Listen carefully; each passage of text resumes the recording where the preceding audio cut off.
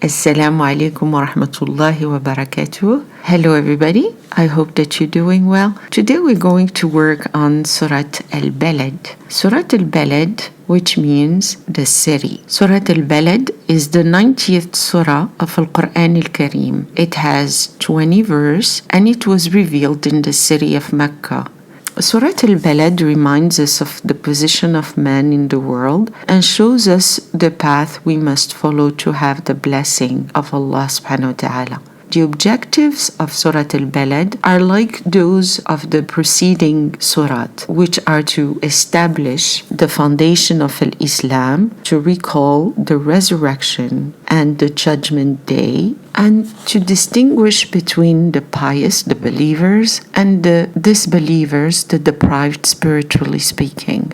Surah Al Balad was revealed to defend the Prophet Sayyidina Muhammad ﷺ, to support him in his trials, and to indicate the right path that believers must follow. At the time of Surah Al Balad's revelation, the disbelievers consider it acceptable to oppress and to harass the Prophet Sayyidina Muhammad ﷺ and his followers, especially the weakest among them. Surah Al Balad tells us about the achievements and the restraints, the pressures that a Nabi, Sayyidina Muhammad ﷺ, had endured at the beginning of the revelation, when the powerful and proud Qurayshite bragged and boasted of their privilege and accumulated wealth. They wanted to give themselves the prestige. On the other hand, for the Prophet Sayyidina Muhammad ﷺ, they wanted to deprive him of his citizenship and expel him from the city.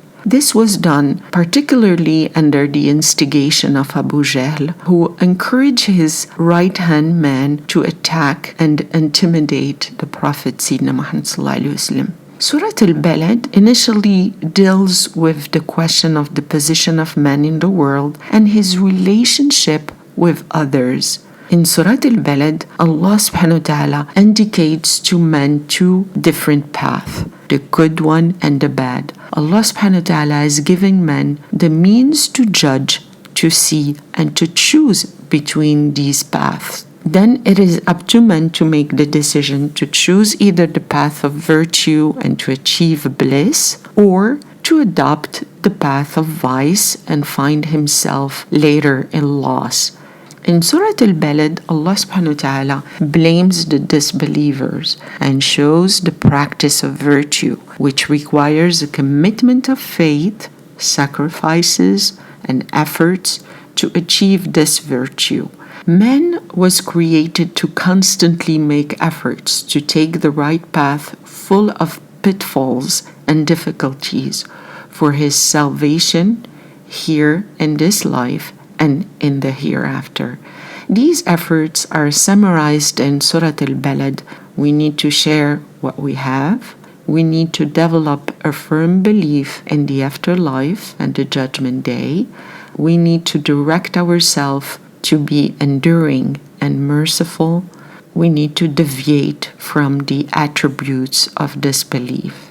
Surah Al Balad aims to put man back in the place that Allah subhanahu wa ta'ala has assigned to him on earth by empowering him and warning him.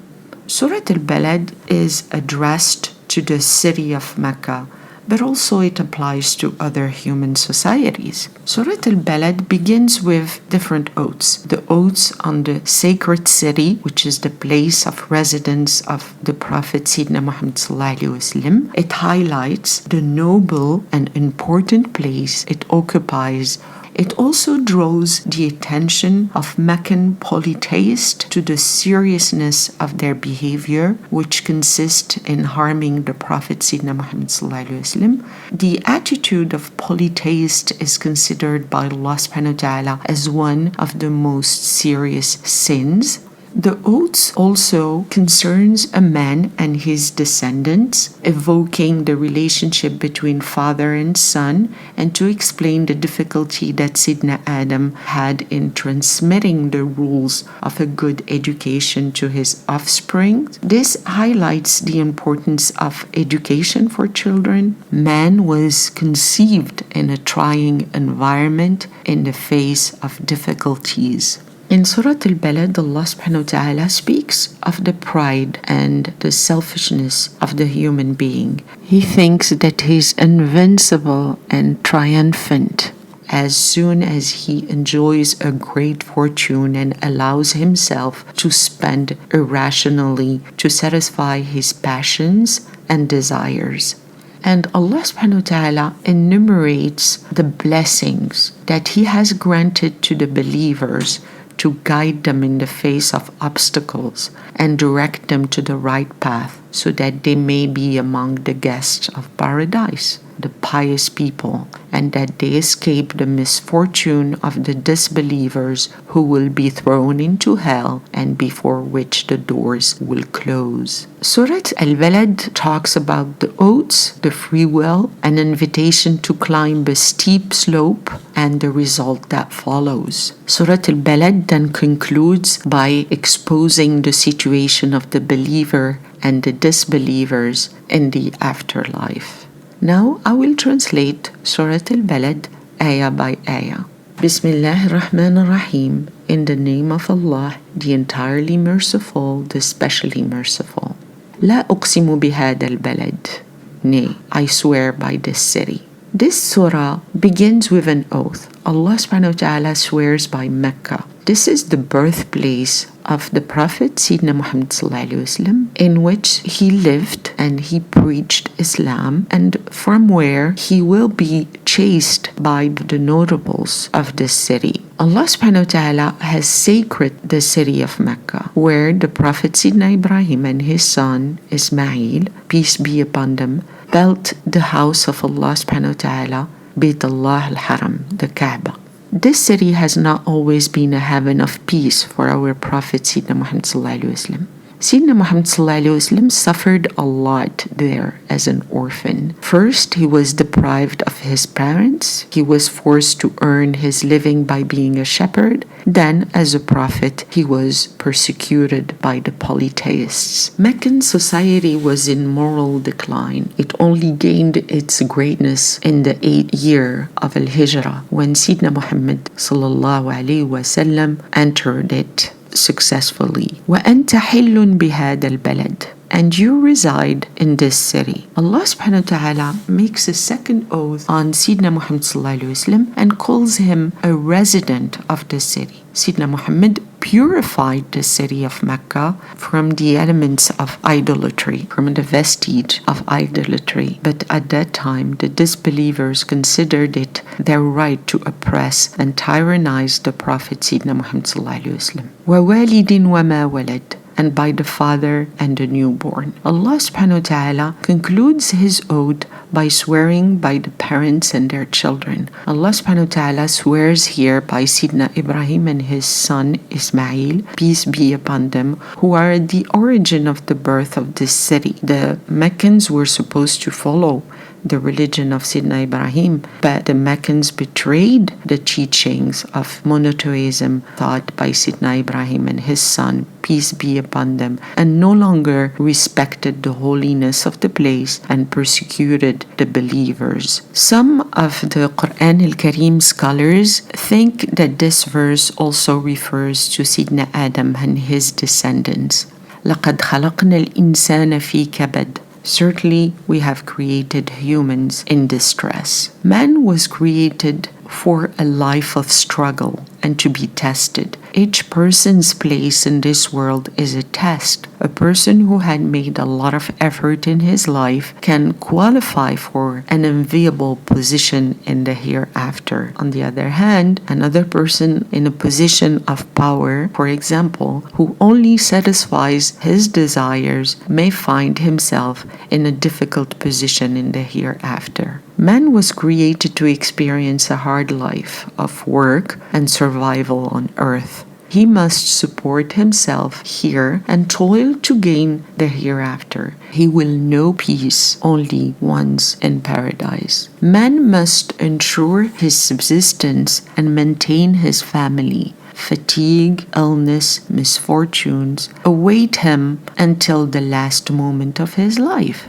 So man was created by Allah subhanahu wa ta'ala to lead a life of struggle, regardless of race, gender, or age. Nothing on earth is easy. He will have been all his life in conflict with his fellow man and himself. His wishes will not always be happening. The Muslim must not vegetate. He must constantly bear in mind that struggle is part of the human condition. As far as the one who dreams without trying or making an effort, well, Allah subhanahu wa ta'ala does not like people that are lazy.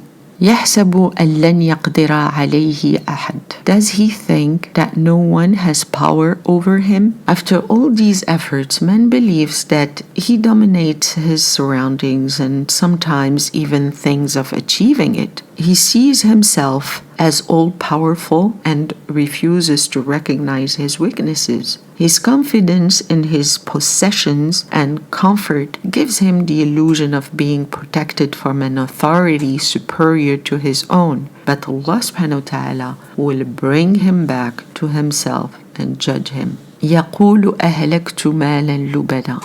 He says, I have consumed abundant wealth. I have spent a lot of money. When this kind of individual is called upon to do an act of charity, he claims to have spent enough and that no one should give him a lesson. Convinced that he earned his money by the sweat of his brow, he does not feel grateful to anyone. Yet Allah subhanahu wa ta'ala is aware of his intentions. This type of man, generous gifts are not the fruit of the deep sincerity, but of an aspiration to impose a triumphant image of himself. The gaze of God does not intimidate him, but as we say, the hand that gives is better than the one that receives.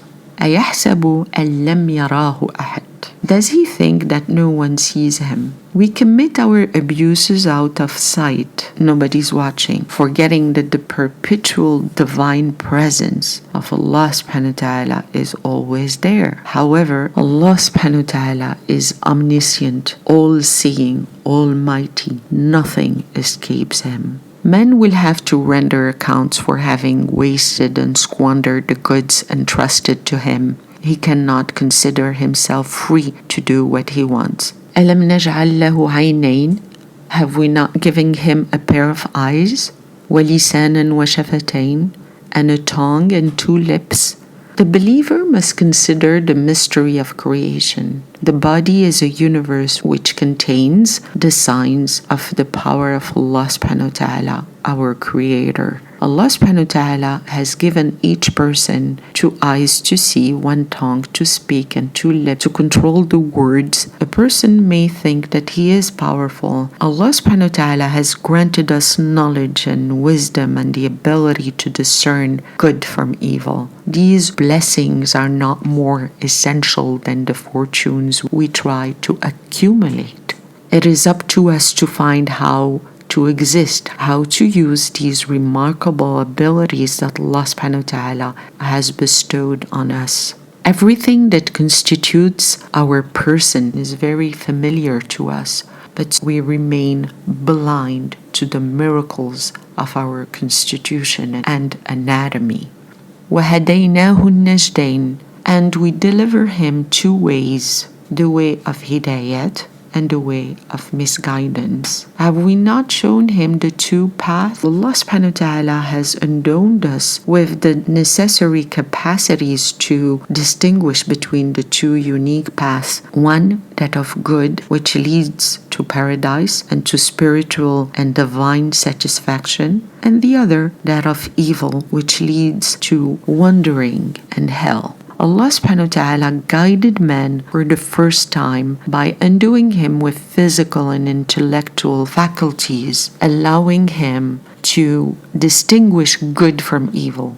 Then a second time by arousing messengers carrying a message of peace and of the straight path. Man, for his own salvation, must make a last effort to face the obstacles and to reach the path that leads to good. فَلَا اقْتَحَمَ الْعَقَبَةِ, but he has not gone through the Aqaba, which is the steep path. Shall he not ascend? Allah subhanahu wa ta'ala in this ayah speaks of those who do not even attempt to climb the difficult and steep path. They do not even make the effort and frivolously spend their wealth. Why don't they understand that there are blessings in taking this high path? Allah subhanahu wa ta'ala describes this path leading to paradise, which consists in feeding a poor person, whether that person is a relative or not, an orphan or a foreigner, and in freeing slaves. These examples of actions were rarely seen at the time of the revelation of Surah Al Balad. Slaves were treated with cruelty,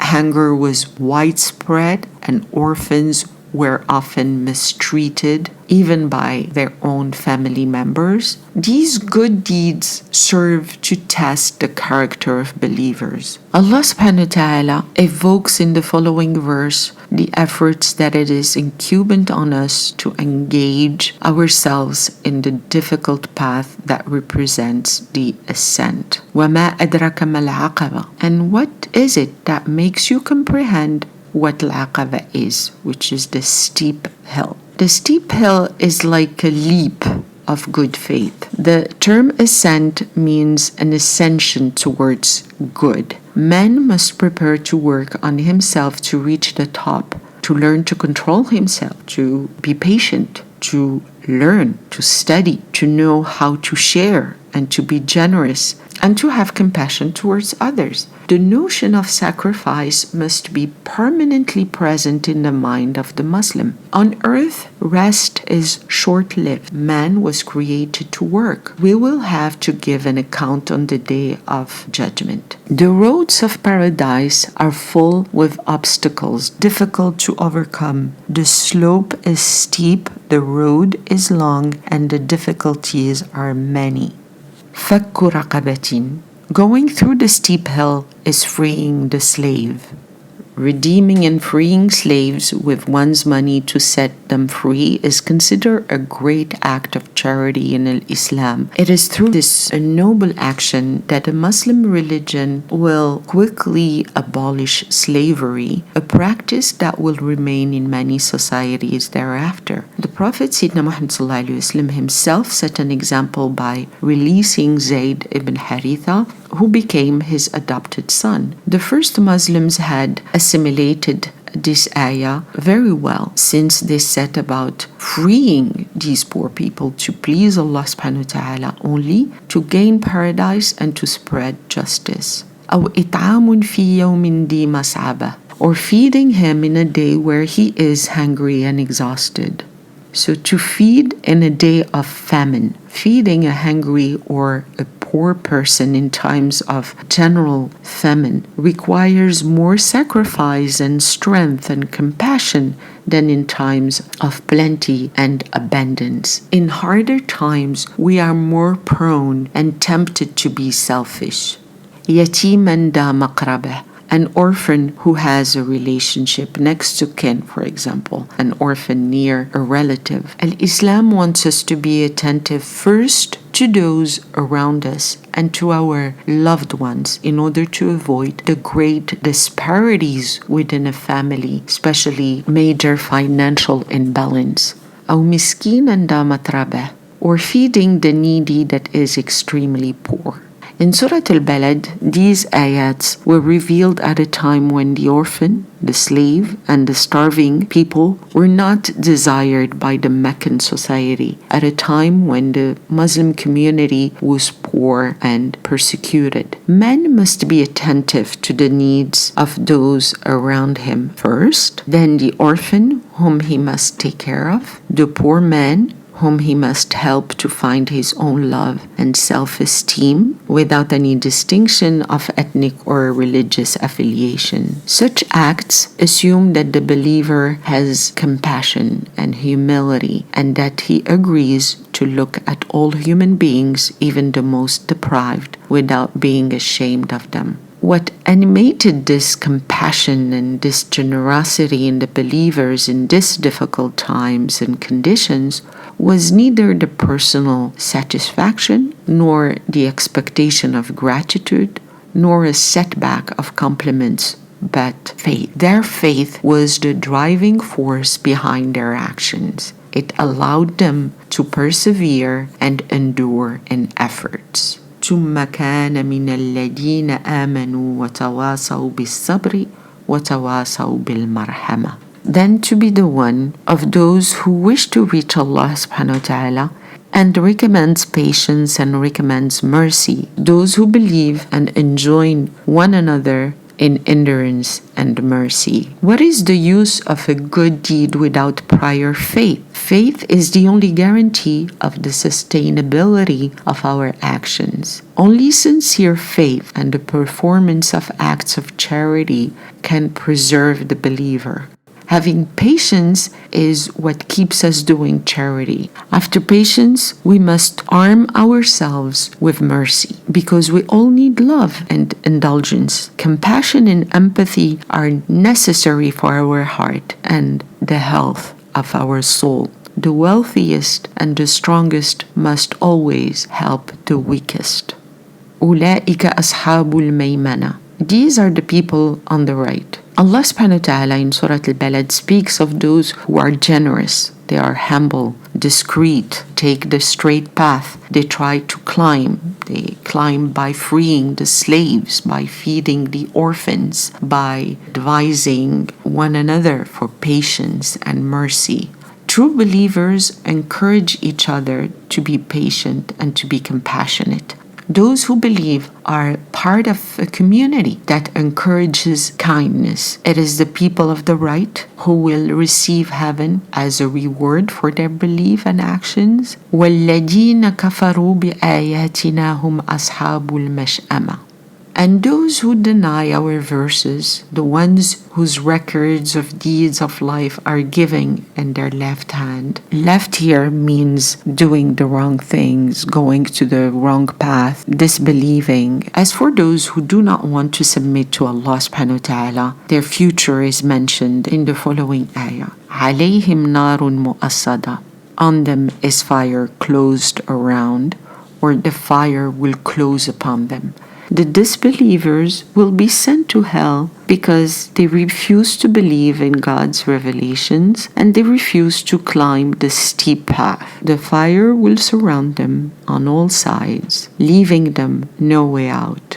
In conclusion, Surah Al Balad talks about every human being offered two distinct paths, one leading to good and the other to evil. Every human being has the free will by which they choose one path or the other, and so everyone should strive to do good deeds rather than puffing up with arrogance. Wallahu a'lam. I hope that this small explanation and translation of Surah Al Balad was helpful. I wish you the best. Wassalamu alaikum wa rahmatullahi wa barakatuh. Bye-bye.